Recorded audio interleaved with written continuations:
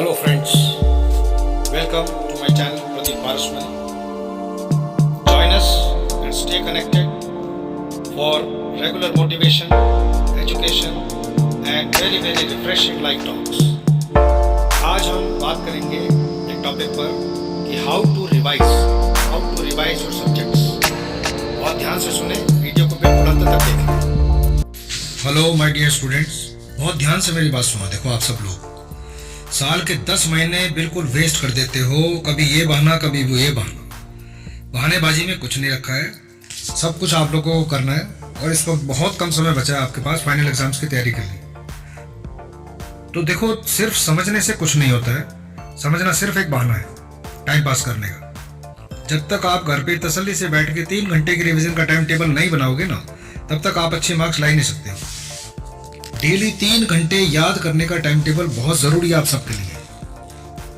किसी भी ट्यूटर की या टीचर की गाइडेंस को ना बहुत सीरियसली फॉलो करा करो और पूरे विश्वास के साथ। देखो, एग्जाम आपने देना है, याद आपको करना है। डेली रिवाइज करोगे तो ऑटोमेटिकली याद होता चला जाएगा। लेकिन आप कभी कभी पढ़ते हो तो इसलिए बस कभी मन करता है पढ़ने का, कभी नहीं करता है। तो आलस छोड़ो, बहानेबाजी छोड़ो, दूसरों को दोष देना बंद कर दो। सपने आपके हैं, जिंदगी आपकी है, तो आप मेहनत करोगे तभी तो कुछ बात बनेगी। दूसरा आदमी तो कोई मेहनत करेगा नहीं आपके बदले में। तो आलस छोड़ो, बहानेबाजी छोड़ दो, दूसरों को दोष देना बिल्कुल बंद कर दो। सब कुछ आपने करना है। तो आज से अभी से एक बहुत स्ट्रिक्ट टाइम टेबल बनाओ और उसको बिल्कुल सिंसियरली और रिलीजियसली फॉलो करो। और हाँ, बहुत इंपॉर्टेंट बात बता रहा हूँ कि जो छुट्टी वाला दिन होता है ना, या फिर शनिवार एतवार वाले दिन हो गए, तो कम से कम 3 घंटे सुबह और 3 घंटे शाम को रिवीजन जरूर करो। आधे घंटे के लिए भी अगर एक सब्जेक्ट हर रोज याद करोगे ना, तो 3 घंटे में 6 सब्जेक्ट को डेली टच कर लोगे। In sight in mind, out of sight out of mind. अब कभी कभी पढ़ोगे तो कभी कभी मार्क्स आएंगे, लेकिन नॉलेज के लिए पढ़ोगे तो याद भी होगा और मार्क्स भी आएंगे। So study for knowledge and not for marks. If you study for knowledge, you will automatically get good marks. I assure you. तो याद करने की जिम्मेदारी ले लो। समझना जो है वो सिर्फ एक बार का होता है, उसके बाद हमें याद करना है, रिवाइज करना है, लिख कर प्रैक्टिस करना है।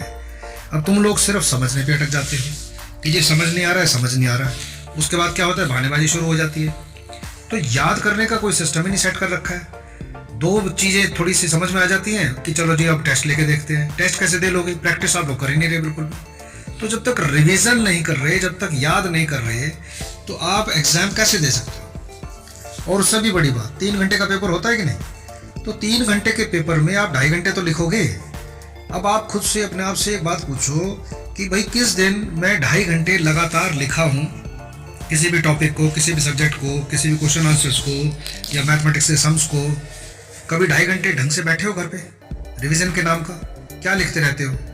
सिर्फ होमवर्क के नाम का, असाइनमेंट के नाम का या कोई प्रोजेक्ट के नाम का बैठते हो 2.5 घंटे बैठे तो कम से कम 2.5 घंटे की सिटिंग आपकी कंटिन्यूस होनी चाहिए in the name of revision. तो तभी आपका जो है एग्जाम वाला जो एटीट्यूड है वो डेवलप होगा। I hope you all got my point. So I wish you all the best.